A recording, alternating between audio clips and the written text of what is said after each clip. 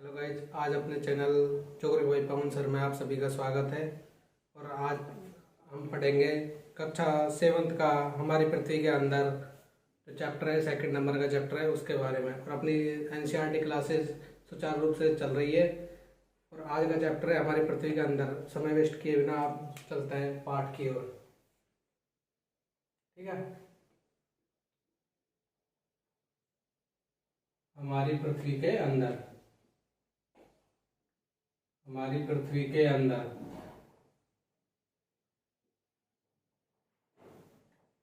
ये दूसरा चैप्टर है 7th क्लास का। ठीक है। हमारी पृथ्वी के अंदर, हमारी पृथ्वी के बारे में हम जानते हैं कि पृथ्वी निरंतर परिवर्तनशील है।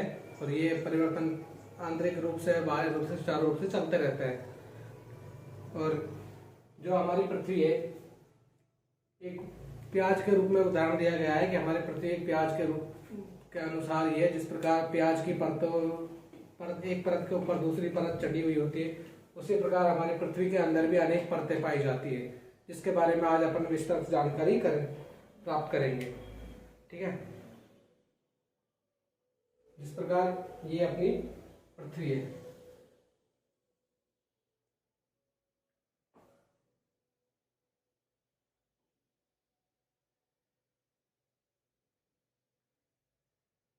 ये अपनी पृथ्वी है। पृथ्वी की जो पृथ्वी की सबसे ऊपरी परत है, जिसे परपट्टी बोला गया है, ऊपर परपट्टी बोला गया है। पृथ्वी की सबसे ऊपरी परपट्टी, ऊपरी परपट्टी से तात्पर्य है जो पृथ्वी के अंदर जो सबसे स्थल मंडल का जो सबसे प्रथम परत के रूप में पाई जाने वाली परत है, वो भूपर्टी है। प्रथम परत के रूप में पाई जाने वाली है,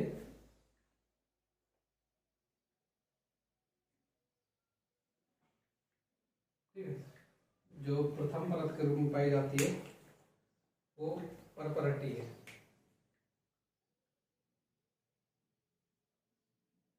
भूपरपट्टी। ठीक है। स्थल मंडल की जो सबसे प्राथमिक परत के रूप में है, वो परपट्टी के रूप में है, जो अपने स्थल मंडल की मिट्टी की एक परत के रूप में जानी जाती है। इसे भूपरपट्टी भी बोला गया है। इनकी जो लेंथ है पृथ्वी के आंतरिक भाग में, वो महाद्वीप और महासागर दोनों से मिलकर बनी है। इसमें अलग अलग है। महाद्वीप, महाद्वीप व महासागर। अपने पिछले चैप्टर में पढ़ा भी था कि महाद्वीप का तो स्थल मंडल पाया जाता है। जो जल मंडल में जल को अगर रिमूव कर दिया जाए, जल को बाहर निकाल दिया जाए, तो भी वहां एक परत के रूप में, आंतरिक बेस के रूप में जो परत पाई जाती है, वो भी एक परपट्टी का ही रूप है। जो महाद्वीप में पाई जाती है, महाद्वीप के जो अपने यहाँ वर्ड यूज किया गया है, महाद्वीपीय सहंती। ठीक है। जो महाद्वीपीय सहंती है, ये 35 किलोमीटर, इसकी जो मोटाई है 35 किलोमीटर आकी गई है। ये जो मोटाई है, ये औसतन मोटाई है। कई स्थल मंडल में इससे ज्यादा भी है, कई स्थल मंडल में इससे कम भी है। और जो महासागरीय है, महासागरीय परपट्टी का है, उसमें 5 किलोमीटर। ठीक है। परपट्टी जो स्थल मंडल की जो सबसे प्राथमिक परत है, ऊपरी परत है, जो एक मिट्टी के लेयर के रूप में है, जो महाद्वीपीय और महासागर के रूप में है। महाद्वीपीय और महासागर के स्थल मंडलीय की जो परत के रूप में माना गया है। ये दो पार्ट है परपट्टी के, महाद्वीपीय सहती और महासागरीय। महाद्वीपीय सहती में 35 किलोमीटर मोटाई है इसकी, और जो महासागर में है 5 किलोमीटर मोटाई है इसकी जो प्राथमिक परपट्टी है। और जो महाद्वीपीय सहती है, ये महाद्वीपीय सहती सियाल से मिलकर बना है। सीएल,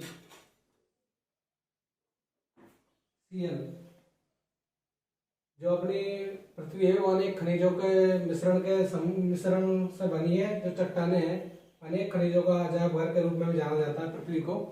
जो परपट्टी की जो प्रथम जो लेंथ है, जो महाद्वीपीय सहायती के रूप में है, जो 35 किलोमीटर इसकी डेप्थ मानी गई है औसतन, और महासागर में इसकी जो मोटाई मानी गई है वो 5 किलोमीटर है औसतन।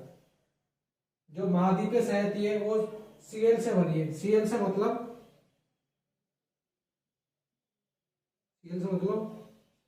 सिलिकॉन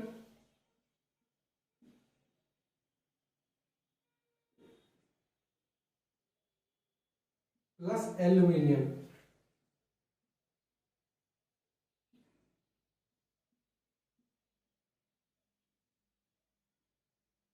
जो महाद्वीपीय प्रॉपर्टी है वो महाद्वीपीय प्रॉपर्टी सीएल से मिलकर बनी है। जो आज तक अपन पढ़ते आ रहे हैं कि पृथ्वी की प्रॉपर्टी सियाल, सीमा, नीफ है, तीनों परतों के रूप में है, जो खनिजों की उपलब्धता के आधार पर बांटा गया है, सियाल, सीमा, नीफ है। लेकिन जो बेसिकली है, जो अपने कक्षा 7 के एनसीईआरटी है उसमें ये लिखा गया है कि महाद्वीपीय सहायती है जो 35 किलोमीटर लेंथ है, इसकी जो जो खनिज पाए जाते हैं उसमें सीएल सीमा के रूप में जाना जाता है, सिलिकॉन और एल्यूमिनियम।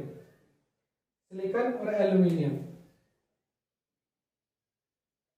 और एल्यूमिनियम के रूप में पाई जाती है। और जो महासागरीय सहायती है, महासागरीय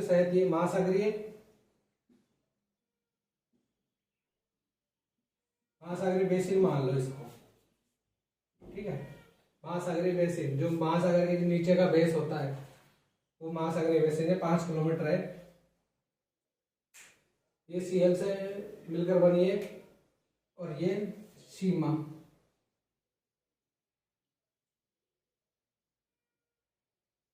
से मिलकर बनी है, ठीक है, जिसे सीमा वर्ड यूज में करते हैं अपन।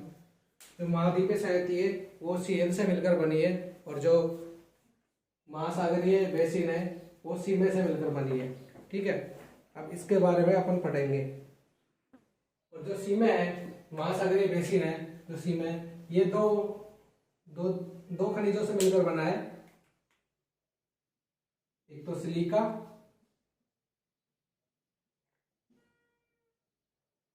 Plus magnesium.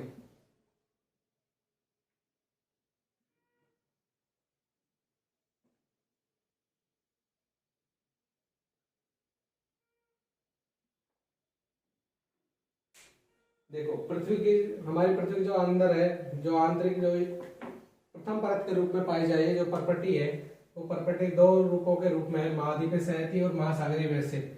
महासागरीय सहायती में 35 किलोमीटर लेंथ है, इसकी जो मोटाई है जो मानी गई है औसतन मोटाई है। और जो ये सीएल धातु से मिलकर बनी है, सिलिकॉन और एल्यूमिनियम, ये 2 धातुओं का मिश्रण है महाद्वीपीय सहायती। और जो महासागरीय बेसिन के रूप में है, जो महासागर के नीचे बेस के रूप में परत पाई जाती है, प्रॉपर्टी पाई जाती है, वो उसको सीमे के रूप में जाना जाता है। सीमे, सिलिका और मैग्नीशियम, ये 2 धातुओं से मिलकर बनी है, 2 खनिजों से मिलकर बनी है। जो पहले अपन यही जानते थे कि पृथ्वी की जो प्रॉपर्टी है 2-3 रूपों में है, सियाल, सीमा और नीफे के रूप में जानी जाती थी। लेकिन जो बेसिकली है, जो अपने एनसीईआरटी में दी हुई है, उसके अकॉर्डिंग ये महाद्वीपीय सहायती तो सीएल से मिलकर बनी है और महासागरीय बेसिन सीमे से मिलकर बना है। जो अपनी प्रॉपर्टी है वो सीमे से मिलकर बनी है, ठीक है।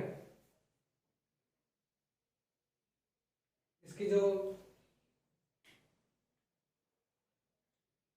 प्रकार मान सकता है, ठीक है। ये तो हो गई अपनी प्रॉपर्टी, जिसे भू प्रॉपर्टी बोला गया है। उसके बाद अपन बात करते हैं मेटल की।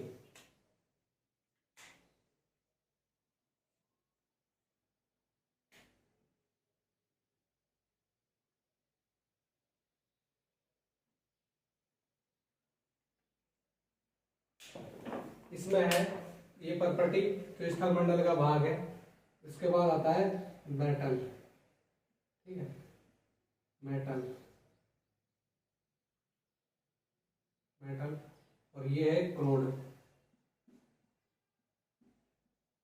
आंतरिक भूभाग।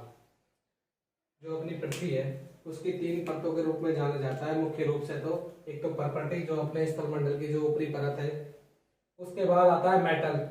जो मेटल है वो मध्य की परत के रूप में है। इसकी लेंथ तो महाद्वीप में तो 35 किलोमीटर है प्रॉपर्टी की, और महासागर में 5 किलोमीटर मोटाई मानी गई है। और जो मेटल की बात करते हैं, मेटल की जो औसतन मोटाई बताई गई है, जो औसतन मोटाई बताई गई है मेटल,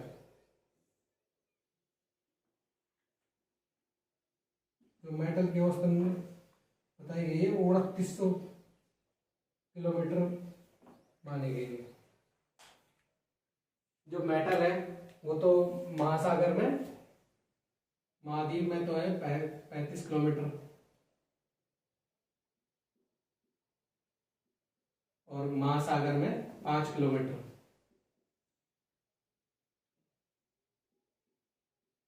महाद्वीप और महासागर, ठीक है। और जो मेटल की है, मेटल की मानी गई है 2900। ये औसतन मोटाई है जो मेटल की, और इनकी बता रहे हैं ऊपर पट्टी की, ये औसतन मोटाई है जो मेटल की है वो 2900 किलोमीटर है, जो गहराई में फैली हुई है। और जो इसकी आंतरिक जो परत है, आंतरिक जो है वो क्रोड है, आंतरिक परत है जो क्रोड है, ठीक है। हमारी पृथ्वी के अंदर सबको जानना की इच्छा होती है, आकांक्षा होती है कि भाई पृथ्वी के अंदर है क्या, और पृथ्वी अपना रूप किस रूप से आकार में परिवर्तन कर रही है आंतरिक रूप से, जिसकी हमें जानकारी इन परतों के रूप में पढ़ने के बाद ही मिलती है।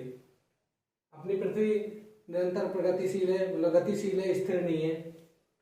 और ये 3 परतों से, मुख्य रूप से 3 परतों से, पर्पटी, मेटल, क्रोड।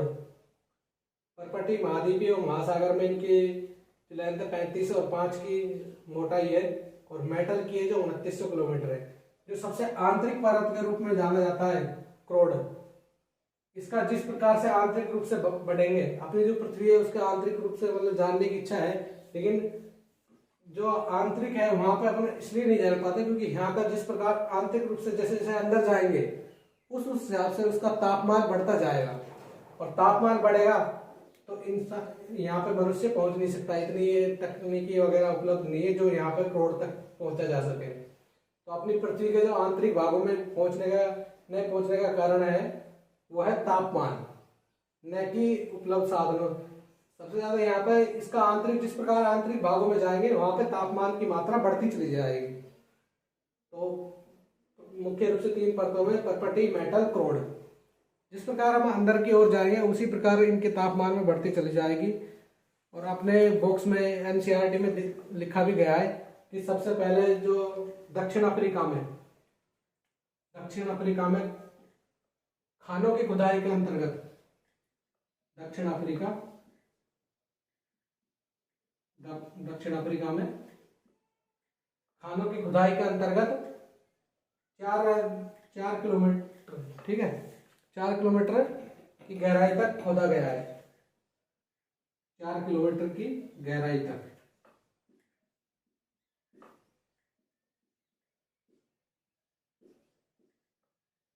इंसान है जो दक्षिण अफ्रीका में खादान मतलब खानों, जो खान है उनके बारे में बताया गया है, न कि वैसे जो खानों की खुदाई की गई है दक्षिण अफ्रीका में, वहाँ 4 किलोमीटर की खान की खुदाई की गई है, जिसमें इंजीनियरों ने 6 किलोमीटर तक के इसकी तेल के रूप में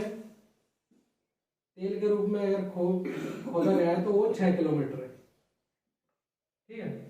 दक्षिण अफ्रीका में खानों में 4 किलोमीटर की गहराई तक खोदा गया है, और तेल में 6 किलोमीटर तक की गहराई तक खोदा गया है। पृथ्वी की जो आंतरिक भाग है वहां तक पहुंचने के लिए 6000 किलोमीटर की दूरी तय करनी पड़ेगी, जो कि अपने इंसानों के लिए संभव नहीं है, क्योंकि जिस प्रकार से आंतरिक भूभाग में अपन प्रवेश करेंगे उसी प्रकार वहां का तापमान भी बढ़ता चला जाएगा, और मनुष्य के लिए जीवन संभव नहीं है वहां पे पहुंचना, इसलिए। ठीक है, अब आप बात करते हैं अपन क्रोड की। क्रोड के जो आंतरिक भूभाग है वो एक लाल द्रव के रूप में है, जिसे मैग्मा के रूप में, जो ताप के रूप में, अत्यधिक ताप के कारण वहां का ताप और दाब अधिक है, ठीक है। तो इसकी जो मोटाई मानी गई है क्रोड की मानी गई है 3500 किलोमीटर की मानी गई है, ठीक है। ये लगभग 3500 किलोमीटर के लगभग त्रिज्या के रूप में है, ये 2900 किलोमीटर के त्रिज्या के रूप में है, और ये इनकी मोटाई है जो, ठीक है, ये 3500 किलोमीटर, मतलब इनका जो त्रिज्या के रूप में अपन करोड़ का निकालेंगे तो 3500 किलोमीटर, सॉरी 3500 किलोमीटर के रूप में है, ठीक है, करोड़ की जो मानी गई है वो 3500 किलोमीटर त्रिज्या के रूप में। अपन त्रिज्या के रूप में इसलिए लिखते हैं क्योंकि अपनी पृथ्वी गोल है, तो पृथ्वी जो प्रथम परत के रूप में, परपट्टी के रूप में उसके चारों ओर है जो लेयर है, वो महाद्वीप में 35 किलोमीटर, महासागर में 5 किलोमीटर, और जब मेटल इसके आंतरिक भाग में पहुंचेंगे तो 2900 किलोमीटर है, और उसके मेटल के नीचे अपन प्रवेश करेंगे तो आता है अपना क्रोड, और क्रोड में आंतरिक ताप और दाब अत्यधिक होता है, तो इसका जो त्रिज्या के रूप में विश्लेषण करेंगे जो 3500 किलोमीटर के रूप में माना गया है। और जो ये क्रोड है ये बनी है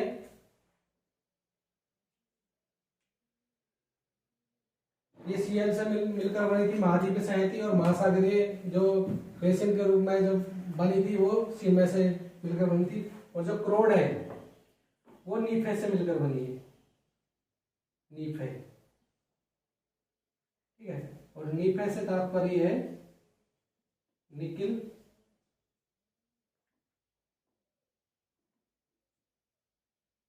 प्लस फेरस।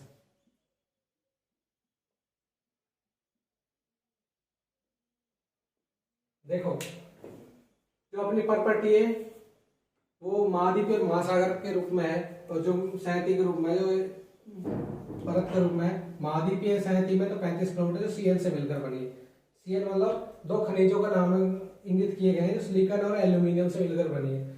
महासागरीय बेसिन के रूप में जो नीचे आंतरिक परत के रूप में है सीमेंट, वो सिलिका और मैग्नीशियम की परत के रूप में खनिज पाए जाते हैं। और जो क्रोड में है, क्रोड में नीफे की सीमा के रूप में इसको जाना जाता है निकिल और फेरस।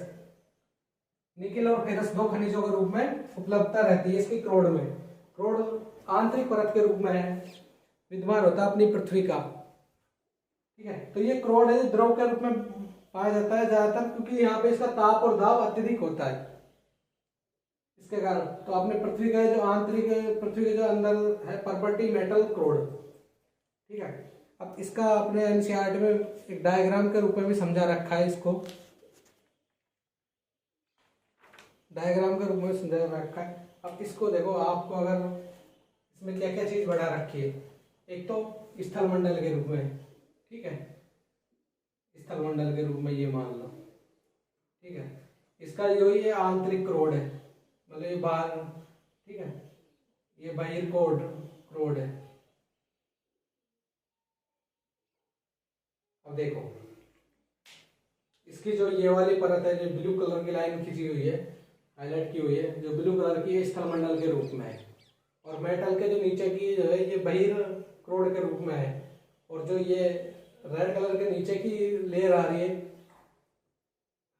ये क्रोड का जो बहिर क्रोड है, और ये बाहरी क्रोड के रूप में है, और जो अंदर का है जो आंतरिक रूप से, ये आंतरिक क्रोड के रूप में। ये अपने डायग्राम में क्या है, एक ही चीजों में कई कई चीजें समझाई गई है, इसलिए वो पेचीदा हो रखा था, इसलिए मैंने इनका पार्टीशन प्रॉपर्टी मेटल और क्रोड के रूप में किया था, जिससे कि पढ़ने में भी आसानी हो। एक अब बात करते हैं अपन सैलव खनिज के रूप में, सैलव खनिज के रूप में बात करते हैं। ये तो समझ में आ गया हो पृथ्वी के अंदर प्रॉपर्टी मेटल और क्रोड का, ठीक है।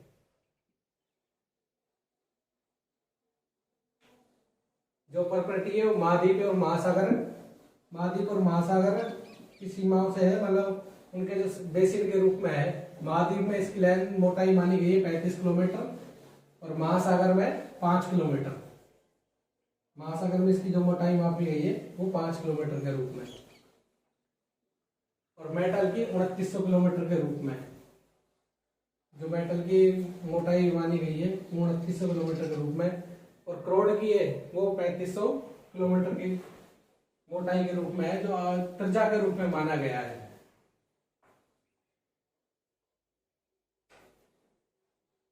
ठीक है। अब जो अगला बिंदु है अपना, वो दे रखा है सेल, और ठीक है, अगला जो बिंदु है वो अपना दे रखा है सेल ऑफ खनिज, सेल ऑफ खनिज के बारे में।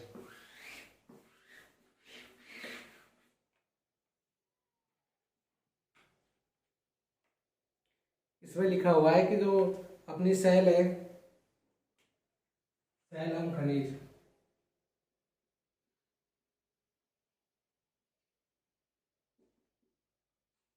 सेल है क्या बेसिकली, ठीक है। जो पृथ्वी की प्रॉपर्टी पर अनेक प्रकार के सेलों से बनी है। जो पृथ्वी की प्रॉपर्टी है, पृथ्वी की जो स्थलमंडल की जो ऊपर वाली लेयर है, वो अनेक प्रकार के सेलों से बनी है। पृथ्वी की जो गहराई है बनाने के लिए खनिज पदार्थों के किसी भी प्राकृतिक पिंड को सेल कहते हैं। खनिज पदार्थ की किसी भी प्राकृतिक पिंड को सेल कहते हैं। देखो इसमें डेफिनेशन लिखी हुई है, पृथ्वी की परत के रूप में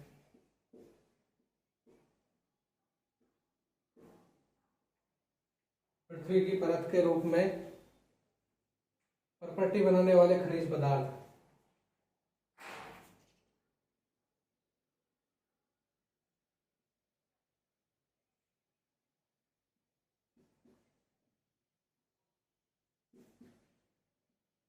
खनिज पदार्थ, उनको ही सेल कहा गया है।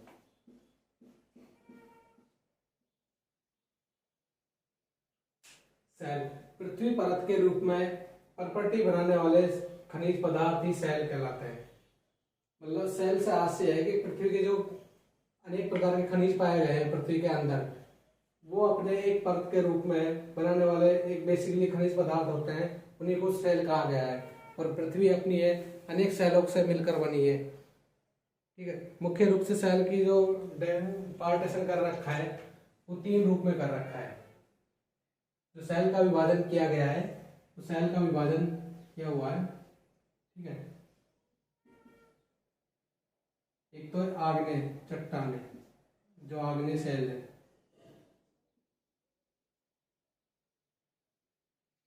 आग्नेय सेल, ठीक है। दूसरी अवसादी,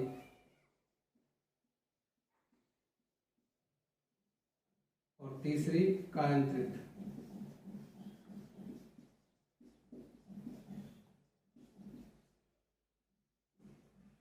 ठीक है। जो अपनी सेल है, सेल का 3 पार्टीशन किया हुआ है। सेल को आग्नेय सेल, अवसादी सेल, कायांतरित सेल, ठीक है। जो सेलों का विभाजन किया गया है वो आग्नेय सेल, कायांतरित सेल और अवसादी सेल के रूप में पार्टीशन किया गया है, ठीक है। और इसमें इग्नियस, सेडिमेंट्री और मेटाफोर्बिक। इग्नियस, सेडिमेंट्री, जो आग्नेय है वो इग्नियस वर्ड से बना है, इग्नियस, ठीक है।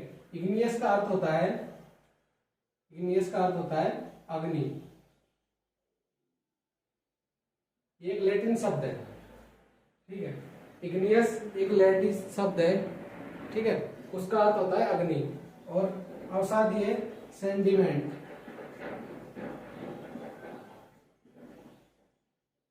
ठीक है, सेडिमेंट। और सेडिमेंट अवसाद, अवसाद मतलब होता है, अवसाद मतलब होता है कि जो एक स्थिर के रूप में, ये इग्नियस, सेडिमेंट, ये सब लैटिन शब्द है, ठीक है। ये सब लैटिन शब्द है और इनका अर्थ दिया हुआ है। जो आग्नेय चट्टाने हैं, आग्नेय चट्टानों में इग्नियस वर्ड के रूप में इसको जाना गया है। इग्नियस का अर्थ होता है अग्नि। सेडिमेंट्री जो लैटिन शब्द है, ठीक है, जो स्थिर के रूप में है। और कायांतरित है मेटाफोर्बिक,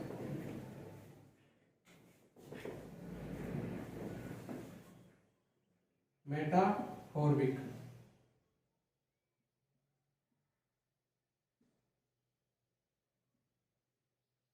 मेटाफोर्बिक, इसका अर्थ होता है रूपांतरण।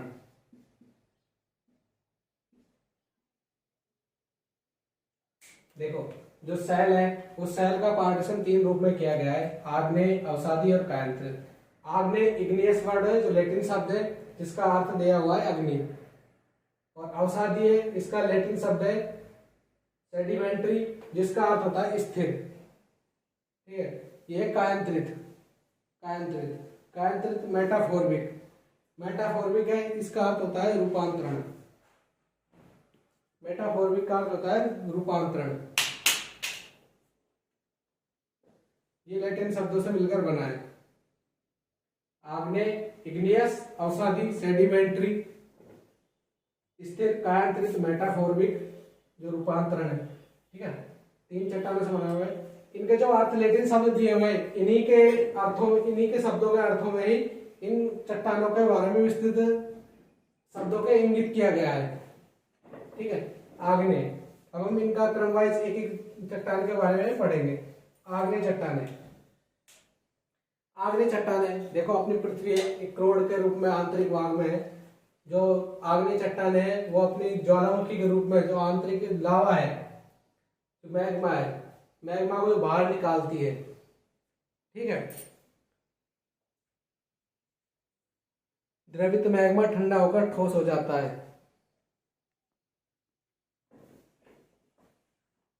आग्नेय चट्टानें पृथ्वी के जो आंतरिक भाग है उसमें मैग्मा के रूप में, मैग्मा के रूप में खनिज पाए जाते हैं।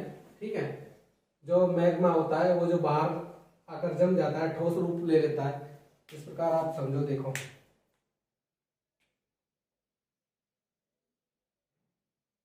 ये कोई चट्टान है, ये कोई चट्टान है। अब इससे मैग्मा लावा के रूप में बाहर निकल रहा है। ठीक है, मैग्मा लावा के रूप में बाहर निकल रहा है। तो ये मैग्मा लावा के रूप में बाहर निकल रहा है, ये बाहर निकलकर एक ठोस आकृति के रूप में जम जाएगा, और एक आंतरिक परतों के रूप में।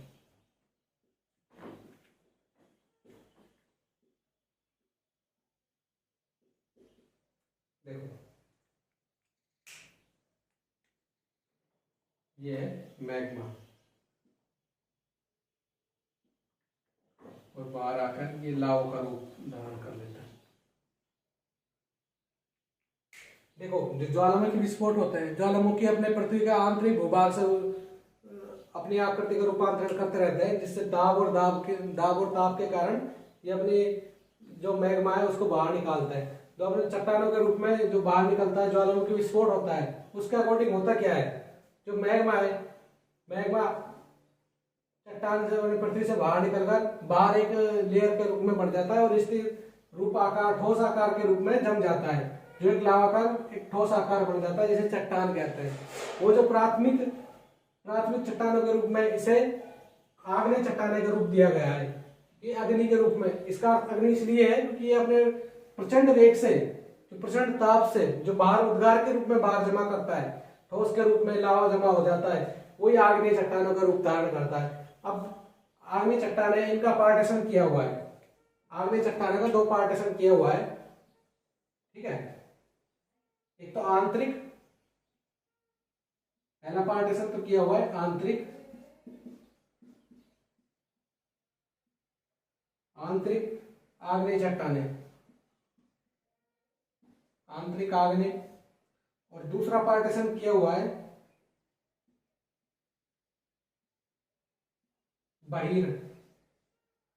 बहिराग्नेय। जो प्राथमिक चट्टानों के रूप में जिसको जाना जाता है, जो प्राथमिक सेल के रूप में जाना गया है, उसे आग्नेय चट्टानों के रूप में ही जाना जाता है। अब ये आग्नेय चट्टानें हैं, आग्नेय चट्टान 2 रूपों में है, आंतरिक आग्नेय और बहिराग्नेय। आंतरिक आग्नेय में जो चट्टानें हैं, ये अब जो मैग्मा है इसको आंतरिक रूप में ही जमा कर लेता है। जिस प्रकार ये रेड आकृति दिख रही है, उसमें जो मैग्मा है वो लावा है, मैग्मा इसी में जमा हो जाता है, बाहर नहीं निकल पाता, और बाहर आंतरिक रूप से जमा हो जाता है, वही आंतरिक आग्नेय के रूप में जाना जाता है। और जो लावा बाहर, जो मैग्मा बाहर निकल जाता है मैग्मा, और वो बाहर एक स्थिर रूप में जम जाता है, ठोस आकृति में जम जाता है, वो लावा कहलाता है। देखो होता मैग्मा ये आंतरिक रूप से, ठीक है, आंतरिक भाग में जब होता है वो मैग्मा के रूप में होता है, और जब मैग्मा पृथ्वी से बाहर निकल जाता है वो एक लावा के रूप में आ जाता है, लावा के रूप में ठोस चट्टान के रूप में आकृति प्रदान कर लेता है। तो अपनी जो आग्नेय चट्टानें हैं वो दो चीजों से मिलकर बनी, दो पार्टीशन किए हुए, आंतरिक आग्नेय और एक बहिराग्नेय, ठीक है। मैंने आपको बता दिया आंतरिक आग्नेय जो जिस प्रकार ये रेड दिख रही है, ये अपने आंतरिक भागों में पृथ्वी के अंदर ही जमा हो जाती है और वहीं पे धीरे धीरे ठंडा होकर वहीं पे जम जाता है, वहीं पे चट्टान का आकृति के रूप में जमा हो जाता है। ये जो आग्नेय चट्टान है इसे प्राथमिक चट्टाने के रूप में जाना गया है, ठीक है, प्राथमिक शैल भी कहा गया है। इसका एक उदाहरण भी है जो अपने उदाहरण के रूप में बेसाल्ट, अपनी एनसीईआरटी का उदाहरण भी दिया गया है इसका, बेसाल्ट, और अपने इंडिया का दक्कन का पठार, ठीक है, दक्कन का पठार।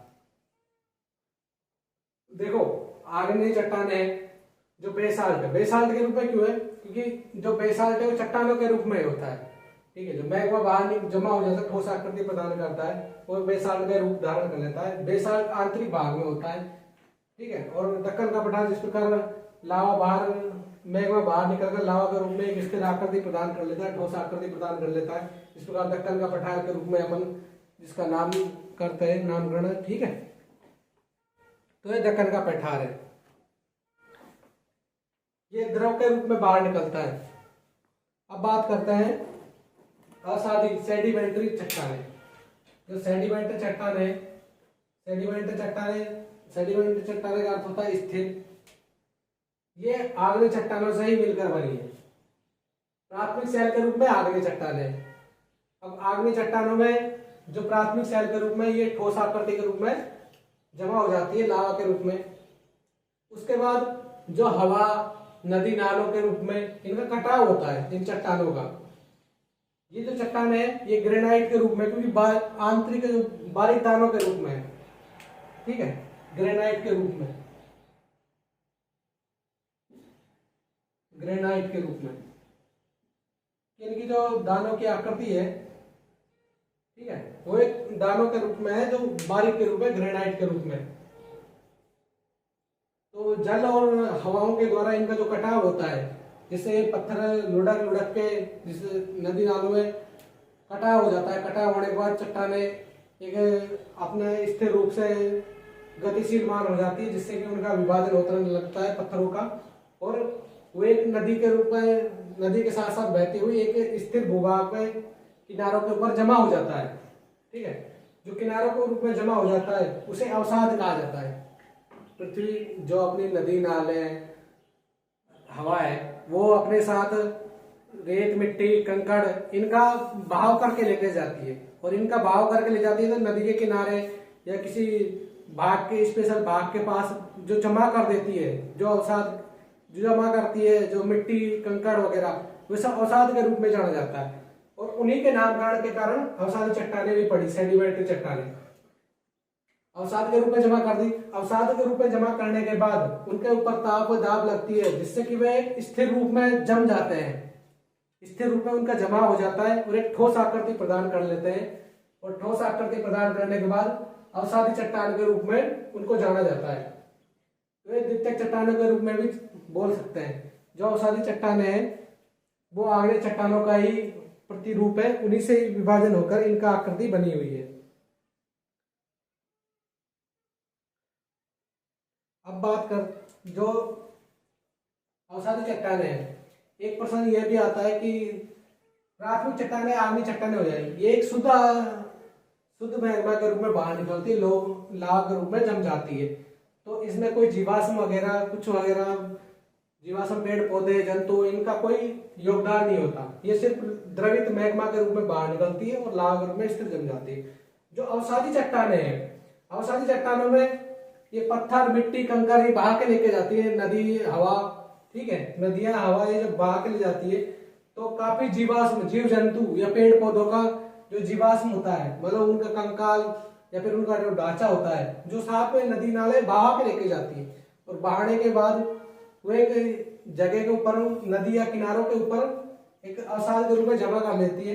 तो वहीं पे उनका ठोस स्थिर रूप ताप के कारण दब जाता है, ताप और दाब के कारण वो ठोस आकृति प्रदान कर लेती है। तो जीवाश्मों का जो प्रतिरूप है, जीवाश्म अवसादी चट्टानों में पाया जाता है। आगे चट्टानों में तो द्रवित मैग्मा के रूप में बाहर निकलती है, ठीक है, और अवसादी चट्टानों में जीवाश्म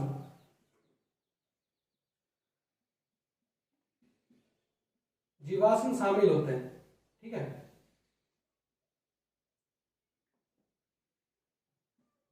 अवसादी चट्टानों में जीवाश्म पाए जाते हैं। प्रश्न ये उठेगा कि कौन सी चट्टानों में जीवाश्म पाए जाते हैं? तो अवसादी चट्टानों में ही जीवाश्म पाए जाते हैं, क्योंकि आग्नेय चट्टान तो प्राथमिक चट्टान है, और प्राथमिक चट्टान है तो ये द्रवित मैग्मा के रूप में बाहर निकलती है, और लावा को एक स्थिर रूप ठोस आकार प्रदान करने के बाद आग्नेय चट्टाने का प्रतिरूप ले लेती है। तो उसमें जीवाश्म वगैरह का कोई योगदान नहीं है। अवसादी चट्टानों में नदियां बहा के लेके जाती है मिट्टी, कंकर वगैरह, तो ये अवसाद के रूप में तो जीवाश्म, जीव जंतु, कंकाल, ये क्षेत्र, ये सब चीजें शामिल हो जाती है और अवसाद के रूप में जम जाती है, और धीरे धीरे मिट्टी अपने ठोस आकृति के रूप में, पत्थरों का ढांचा ठोस आकृति के रूप में बनने लगती है ताप और दाब के कारण। तो अवसादी चट्टानें आग्नेय चट्टानों का प्रतिरूप है। उसके बाद आता है कायांतरित चट्टानें, ठीक है।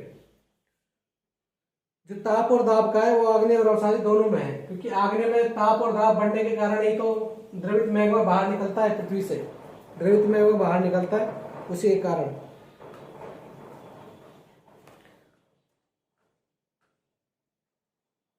अब बात करते हैं कायांतरित चट्टानें। कायांतरित चट्टानों में होता क्या है? आग्नेय, अवसादी, इनका जो तीसरा प्रतिरूप है। अब इनका क्रम आपस में विभाजित होता रहता है, मतलब परिवर्तन होता रहता है, इनका क्रम चलता रहता है। कायांतरित चट्टानों जो अवसाद है, अवसाद के रूप में जमा हो गया, उनके पत्थर के रूप में हो गया, ठोस आकृति प्रदान कर ली, ताप और दाब के कारण उनका आकार बढ़ गया। कायांतरित मतलब रूपांतरण, उसके ऊपर अत्यधिक ताप और दाब, मतलब दाब का योगदान अधिक होता है, तो ये अवसाद है जो अपना रूपांतरण करते रहते हैं अत्यधिक ताप के कारण, ठीक है। अत्यधिक ताप के कारण अवसाद सेल कायांतरित सेल में रूपांतरित हो जाती है।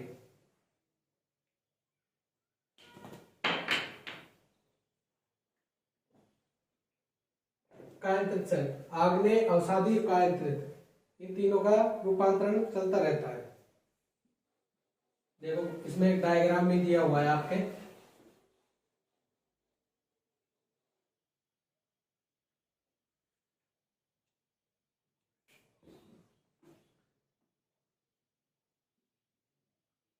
आग्नेय सेल, ठीक है। आग्नेय सेल का रूपांतरण होता है अवसाद में, ठीक है। अवसाद के बाद अवसादी चट्टानों का रूप धारण करती है। अवसादी सेल के रूप में, अवसादी सेल के बाद अत्यधिक ताप और दाब के कारण कायांतरित रूप धारण करती है।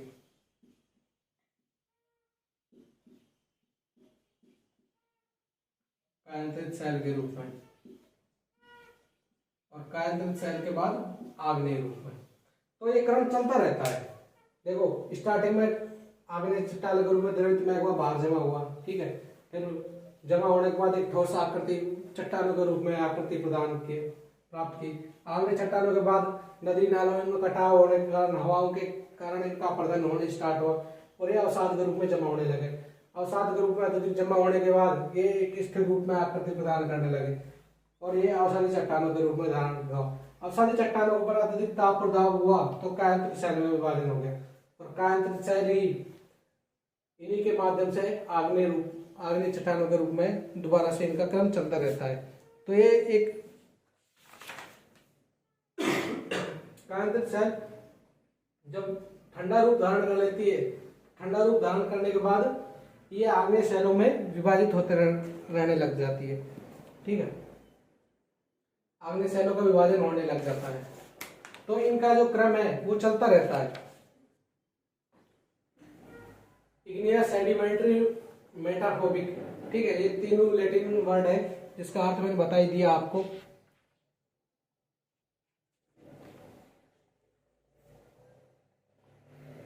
इसमें एक पॉइंट और रह गया था जिसके बारे में मैं एक बता देता हूँ। जैसे अपनी जो उसमें ये दिया गया है जो प्रॉपर्टी और इनका एक आयतन के रूप में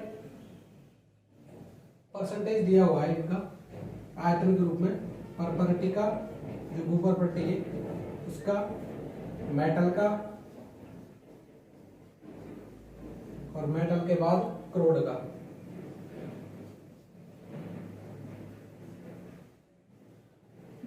जो तीन मुख्य रूप से जो परतों के रूप में विभाजन किया गया है अपने, तीन परतों के रूप में विभाजन किया गया है, प्रॉपर्टी, मेटल और क्रोड। ठीक है, उनका एक आयतन दिया हुआ है, और आयतन दिया हुआ है तो उनका आयतन का परसेंटेज दिया हुआ है। जो मैंने बताया था कि प्रॉपर्टी महाद्वीप में 35 किलोमीटर की मोटाई रखता है, मेटल महासागर में 5 किलोमीटर की, मेटल में 2900 किलोमीटर, फिर क्रोड में 3500 किलोमीटर की त्रिज्या। तो उसी प्रकार इनका परसेंटेज दिया गया है आयतन में। ठीक है, आयतन में इनका परसेंटेज दिया गया है। जो प्रॉपर्टी है वो तो एक नाम मात्र की, मतलब 1% आयतन है पूरी पृथ्वी का, प्रॉपर्टी के रूप में 1% है। और जो मेटल है, मेटल का 84% के रूप में दिया हुआ है, और क्रोड का 15% के रूप में। देखो, अब ये मत बोलना कि क्रोड की सर आपने तो 3500 किलोमीटर मोटाई बताई थी त्रिज्या की, और मेटल की 84, मेटल की आपने 2900 बताई थी, लेकिन फिर भी इसका आयतन 84% है और इसका कम है 15%। देखो, पृथ्वी अपनी गोल के रूप में है, ठीक है, गोले के रूप में, ये इसका क्रोड हो गया आंतरिक भाग, तो इसके तो आयतन है वो इसी एरिया का होगा ना, जो आयतन है वो इसी एरिया का होगा। और जो मेटल है, मेटल तो अपने यहां तक फैला हुआ है, तो इसका आयतन तो सर्वाधिक होगा ना। तो उसी प्रकार है, मेटल का 84%, क्रोड का 15%। कभी क्वेश्चन भी आ सकता है यूपीएससी, एसएससी, सीजीएल वगैरह में, जो अपने पृथ्वी है उसका जो आंतरिक भाग है क्रोड, पृथ्वी के जो भूभाग है उसका क्रोड का आयतन 15% है। ठीक है, प्रॉपर्टी का 1% है, मेटल का 84% है।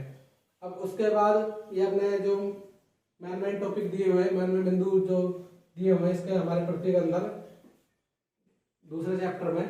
अब उसके बाद अब इनकी खनिज की उपयोगिता के बारे में बताया गया है। खनिज की उपयोगिता के बारे में बताया है, जो अपनी पृथ्वी है अनेक शैलों और चट्टानों का मिश्रण रूप है, और इसमें आपने बताया था कि बस जो सीएल, सीमा और लीफ है, ठीक है, सीएल, सीमे और लीफ है, ठीक है, सीएल, सीमा और लीफ है। ये तीन सीमा के रूप में पार्टीशन भी किया हुआ था भाई। सीएल का महाद्वीपीय सहायती के रूप में, सीमे का महासागरीय बेसिन के रूप में, लीफे का क्रोड का। ठीक है, तो इसमें सिलिकॉन, एल्यूमिनियम जो खनिज पाए जाते हैं जो अपने मनुष्य के लिए इंपॉर्टेंट है, खनिज सिलिका, मैग्नीशियम, ठीक है, नीफे, निकिल, फेरस जो लोह है, इनकी उपयोगिता बताई गई है। इसमें अपने खनिजों में कोयला, प्राकृतिक गैस,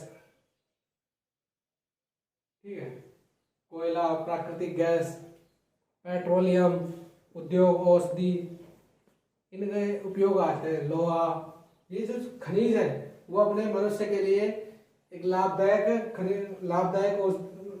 के रूप में कार्य करते हैं। खनिजों से ही तो इनका उपयोग करता है मनुष्य अपनी प्रकृति में, जो रूपांतरण है, जो परिवर्तन प्रगतिशील के रूप में करता रहता है, वो इन खनिजों के आधार पर ही इनका क्रम से रूपांतरण करके ही इनका उपयोगी बनाता रहता है।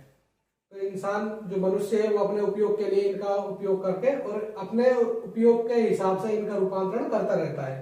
तो हमारे पृथ्वी की जो अंतर है उनके बारे में मैंने आपको एक विस्तार से अच्छे से एक्सप्लेन करके बता दिया है। और फिर भी कोई बिंदु में अगर आपको अच्छे समझ में नहीं आ रहा तो आप कमेंट बॉक्स में करके बता देना, मैं दोबारा से बता दूंगा। और ये है कि ये क्लासें सुचारू रूप से लिया करो और कंप्लीट ही वीडियो देखा करो, जिससे कि ये कि आपको कोई बिंदु समझ में नहीं आएगा ना बाद में। अभी तो ये 6th और 7th की कंप्लीट कर ली अपने, 7th की स्टार्टिंग है, दूसरा चैप्टर है आज। जैसे जैसे बढ़ते जाएंगे उसके बाद 8th 9th 10th 12th तक अपना एनसीईआरटी कंप्लीट कर लेंगे। क्या कई बच्चे 11वीं 12वीं के एनसीईआरटी उठाते हैं डायरेक्ट, और 6ठी 7वीं और 8वीं 9वीं 10वीं इनको तो बेस्ट समझते हैं, तो वहां पे उनको ये बेसिक नॉलेज का ही विरोध उत्पन्न होने लग जाता है। आग्नेय चट्टानें कौन सी है, कायांतरित सेल कौन सी है, अवसादी सेल का निर्माण कैसे हुआ, तो ये चीजें वहां एक बोरिंग महसूस होने लग जाता है, वहां पे एक समस्या के रूप में आने लगती है। ठीक है, आग्नेय और तो इनका ये है कि बेसिक दे रखी है और ये अपने कंपटीशन में आती रहती है। जो आग्नेय, इग्नियस, अग्नि, सेडिमेंट्री, स्थिर, जीवाश्म का प्रतिरूप अवसादी चट्टान में मिलता है, मेटाफोबिक रूपांतरण के रूप में। ठीक है, ये लेटिन वर्ड है। ठीक है, लेटिन वर्ड है, लेटिन शब्द। इनके बाद आज का चैप्टर कंप्लीट होता है। और ये है कि कंप्लीट ही वीडियो देखा करो और लाइक और सब्सक्राइब और कर देना। ठीक है, थैंक यू।